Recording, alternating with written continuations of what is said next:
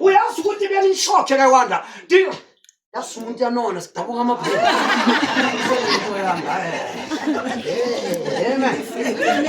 ngibone eyazi yenza umhlolo la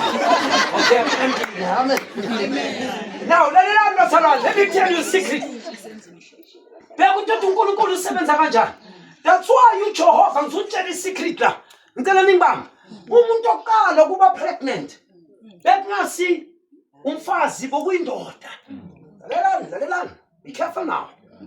Yazi manje ndaleta yabona yabhetha manje umnyamana. Lalelani. Ngithi umuntu oqala ukuba pregnant bengasumfazi bokuyindoda. Asithathe legama elithi pregnant. And let us consult our dictionary and let us define, unfold, and reveal the word pregnant.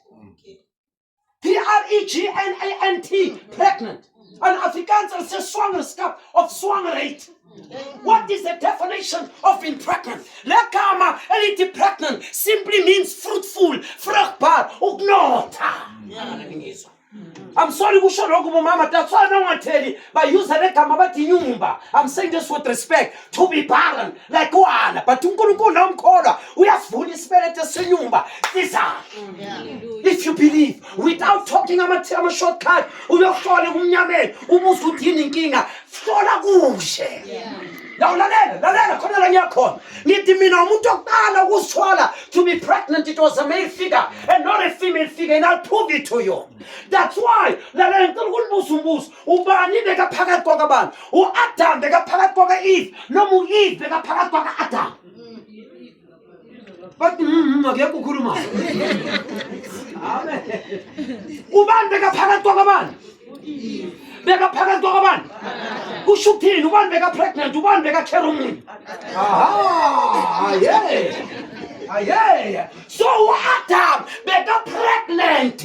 Mara le pregnancy bephakathi kwakhe. Before wena mama uzozala umntwana uthi nge already uAdam uEve umamethu bekahleli phakathi kwaka-Adam. Ngoba why? Life don't come from the female figure. Love come from the male figure. Umuntu othola impilo akusumfazi, umuntu wesilisa, like it or not. And I'm going to prove it to you. That's why uNkulunkulu wathatha uAdam pregnant wambeka ku-operational table.